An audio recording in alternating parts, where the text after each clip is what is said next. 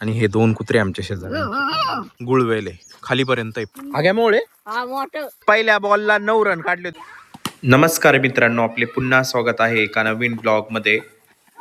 आता इथे ध्रुव, तीर्थ, टिल्लू आणि केशव क्रिकेट खेळताय. किती रन झाले ध्रुव? किती बॉल मध्ये? परत मारलेला आहे. ध्रुवानी पहिल्या बॉलला 9 रन काढले होते, बरोबर ध्रुव? पळून पळून 9 रन काढले होते. आणि हा फिल्डर होता त्याला बॉल आणायला, टिल्लू शेट, बरोबर ना टिल्लू?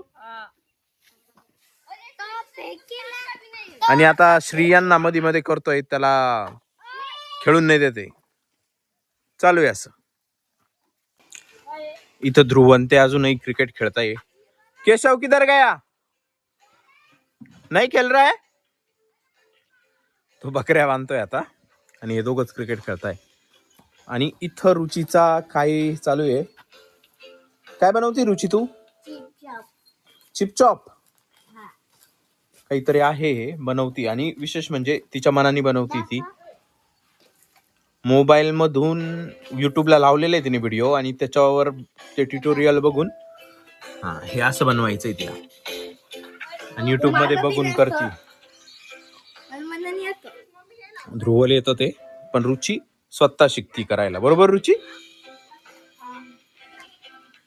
आता टिल्लूचं त्यांचं क्रिकेट खेळून झालेलं आहे, आणि टिल्लू म्हणतोय मला घरी सोडायला या.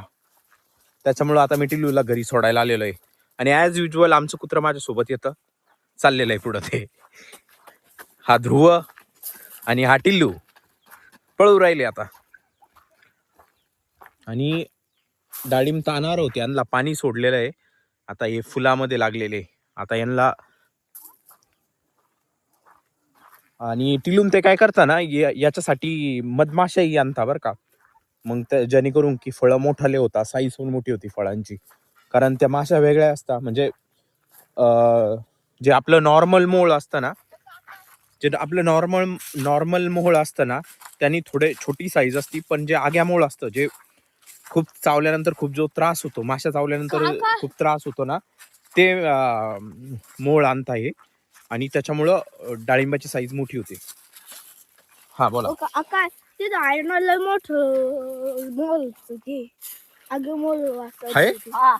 कुठे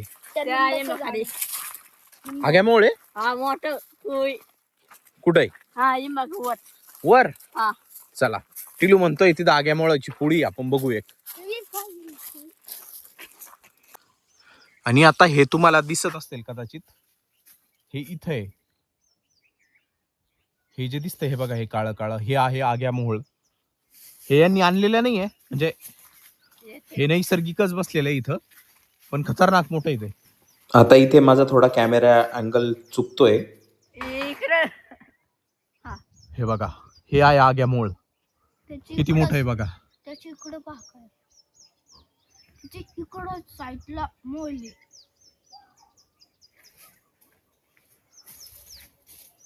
आणि हे असे आग्यामोळ जर शेतात असेल ना, तर जे फळवर्गीय पिकं आहे त्यांच्यासाठी हे फायद्याचं असतं.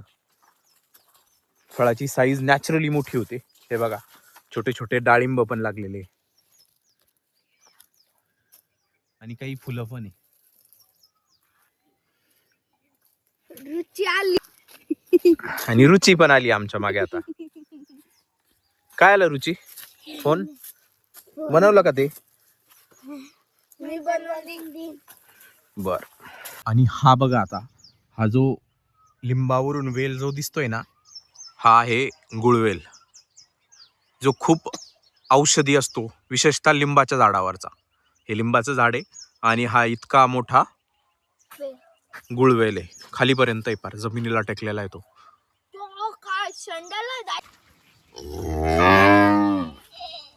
ही आमच्या शेजारच्यांची गाय आहे, जी बघा किती खतरनाक ओरडती. रुची आणि ते ट्रॅक्टर मध्ये गेलेले, हे बघा, या ट्रॅक्टर मध्ये बसून गेले. आणि हे दोन कुत्रे आमच्या शेजारी मला भोगतोय ते.